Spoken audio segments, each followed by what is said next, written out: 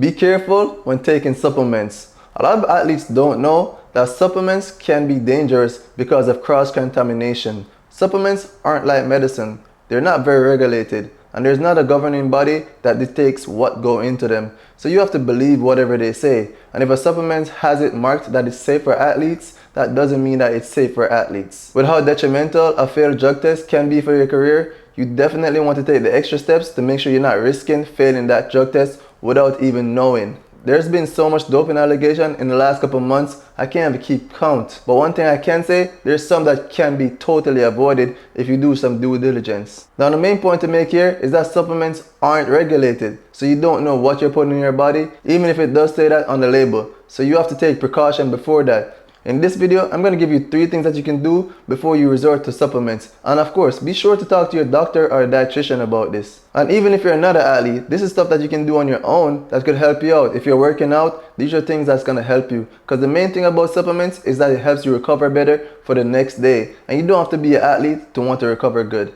The first thing that you're going to have to do is optimize your diet. Talk to a doctor or a dietitian about what does your body need to perform at the highest level.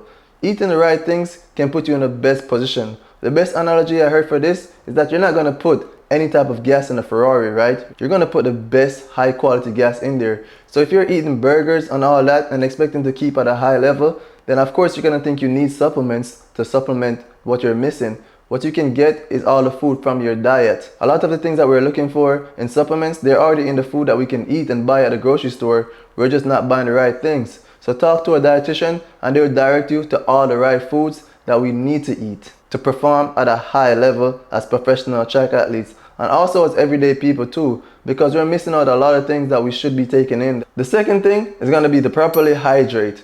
When you're on the track, the gym, or any sport, just trying to get better to compete at a high level, we're losing a lot of water. And a lot of people don't hydrate well throughout this. The first thing that I always notice, some people just don't drink water at all during their whole workout. Of course you're going to be malnourished because you're losing all that water, but you're not taking any in. So you have to be drinking water throughout the whole session. Another thing, we don't take in enough electrolytes. You can take in electrolytes through drinking more Powerade or Gatorade. And a lot of people do this at the end of the session, which is good. It's better than not doing it, but your body is asking for it throughout. You have to keep your body up on that level throughout the whole time. If you continuously do this over a period of time, your body is going to feel weak because it's not getting what it needs when it needs it. So if you were supplying your body with the necessary amount of water throughout the day, then it wouldn't be as thirsty and wanting more supplements. And also you have to understand that it's not just during these sessions that you have to hydrate. You have to hydrate throughout the whole day, from the time you wake up to the time you go to bed, because you're such a high performing person. If you're going to the gym and you're doing more activities, your body will need more water than that minimum recommended amount. And the third and final thing is going to be take your recovery serious. All the athletes know what I mean, and people who aren't athletes need to take this seriously too. Because after you finish working out, you can't just simply go home. There's a lot of things that you have to do. And if you ever do track, your coach is going to tell you, do a lap warm down, then do some stretches. That's not where recovery ends. This ties back into my first point. Once you finish your training or your session, you have to start putting back the right nutrition in your body. That's a part of the cool down too. So whether you need a cherry juice or whatever special juice that enhances that recovery, you need to get that in your system. You definitely need to do that cool down and stretching. And there's also an ice bath, a warm bath, whatever your preference is, and also get a massage.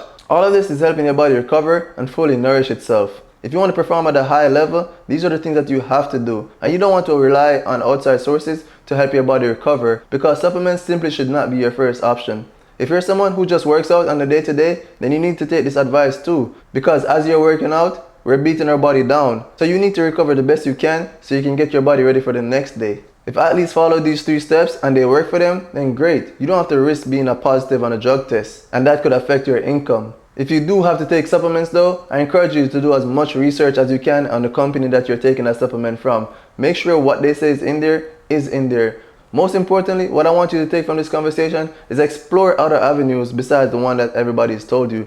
Talk to more people. Don't just talk to your coach. The coaches are great and they know what they're doing when it comes to their particular sport, but they're not doctors and they're not dietitians and they're not physicians. So you'll have to talk to everybody and get information from people who are experts in certain fields. And that's one thing that we need to focus on, and bringing more people in our circle as athletes and as everyday people to get the right information. Let me know down in the comments, have you ever taken any supplements before? Have you seen any difference in your recovery? I don't think supplements are 100% bad, but I think people jump to them before trying any of the 3 things that I mentioned earlier. If you like this video, be sure to like and subscribe. Thank you for watching.